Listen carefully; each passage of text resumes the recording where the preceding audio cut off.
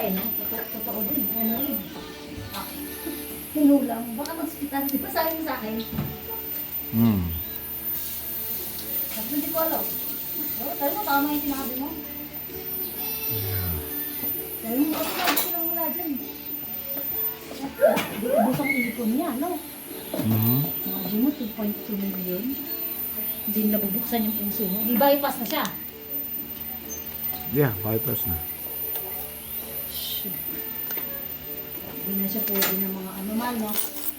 Mga kanya na yun. Second life na yun.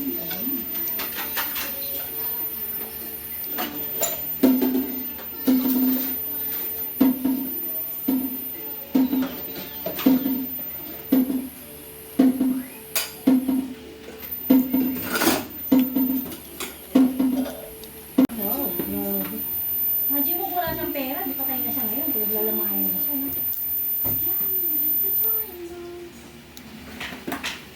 Ay, subit. Ano? Dito may pera sila. Ano? Yeah.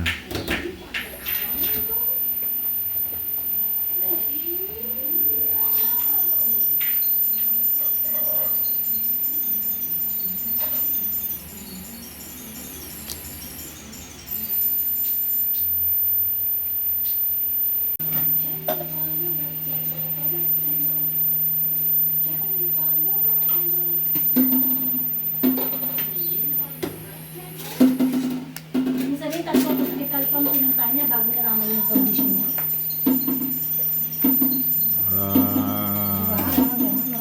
Nalaman na dyan sa ano? Ha? Nalaman na dyan sa... Dito pa lang? Yeah, they told him. And then he had to go to Santa Rosa to get a screening, and then they sent him to another place after. Sa perpetual na narinig mo. Yung merong x-ray sa puso. Doon siya na-operahan. No, doon sila x-ray. And then, they let you stay in... For 1 month bago siya inopera? 1 week ata bago siya inoperahan. I-stabilize mo yung puso niya. Yeah. Shit. Ano pa naman Kasi yun? daw, namamaga daw mo.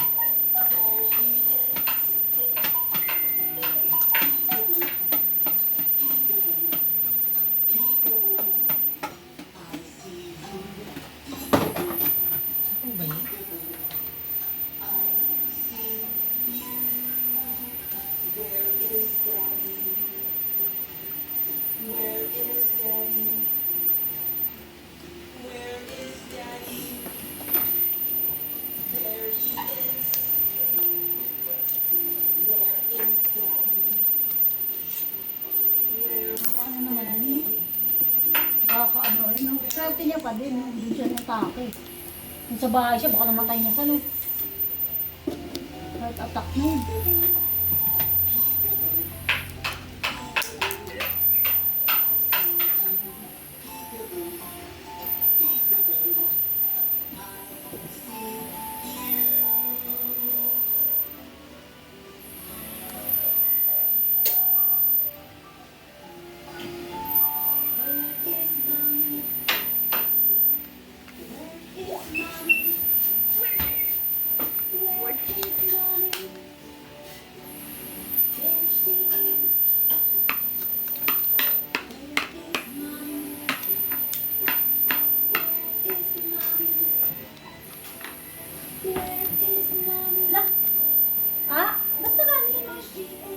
Ah, ginagamit mo? Sinusubukan mo? Ha? Nilaw mo? Ang pait-pait naman yung beef naman. Diba? Ang katawan niya payat talaga. Where is baby?